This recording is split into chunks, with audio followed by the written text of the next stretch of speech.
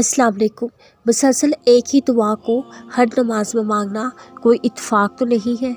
यकीन रखो, अल्लाह जब दिल से नहीं निकाल रहा, फिर उस दुआ का पूरा होना भी तुम्हारे नसीब में लिखा जा चुका है। अब वो कब कैसे पूरी होगी, उसको रब कायनात पर छोड़ के सुकून करो। तहज्जुद तक तुम पहुँच जाओ, फिर भी कहो दुआएं कबूल नहीं हो रही। यकीन करो, कभी तुम्हारे मांगने में है, तुम्हारे यकीन में है, उसके देने में कभी कमी नहीं हो सकती। क्योंकि तहज्जुद का एक सजदा तो किस्मत बदल देता है। फिर तुम्हारी दुआएं कैसे ना पूरी हो। बहुत हसीन सफ़र है अल्लाह पे यकीन का सफ़र, जिसमें सिर्फ़ और सिर्फ सुकून ही सुकून है। सच्ची मोहब्बत तो सिर्फ़ तुमसे तुम्हारा अल्लाह करता है, जिसकी कोई हद नहीं, जिसका कोई इख्तिताम नहीं, जिसकी पाकीज़गी और सच्चाई पर कोई सवाल नहीं उठाया जा सकता।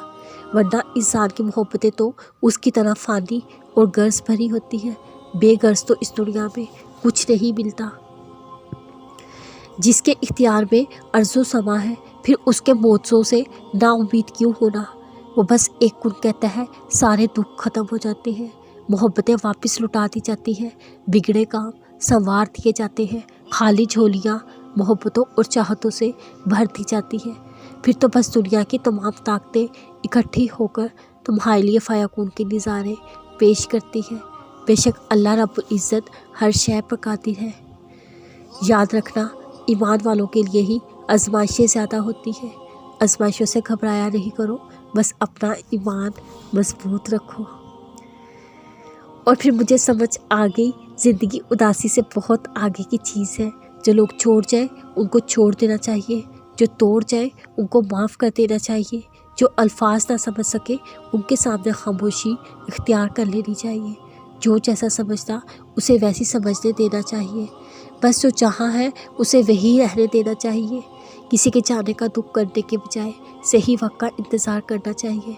हर शख्स को राज़ी करना लाजिम नहीं, बस अल्लाह राज़ी रहे यही काफ़ी है।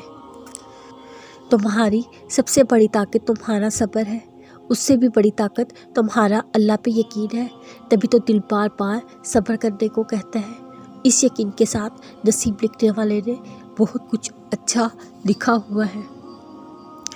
अल्लाह तुम्हारी सारी बातें सुनता भी है और जानता भी है, लेकिन क्या पता वो तुम्हारा सब्र आजमा रहा हो। अपनी दुआओं की ताकत को कभी काम ना समझे। एक छोटी सी दुआ आपकी ज़िंदगी को मुकम्मल बदल सकती है। अल्लाह को बेहद पसंद है जब उसका बंदा उसके दर पर आता है, अपनी कोई ख्वाहिश ज़ाहिर करता है।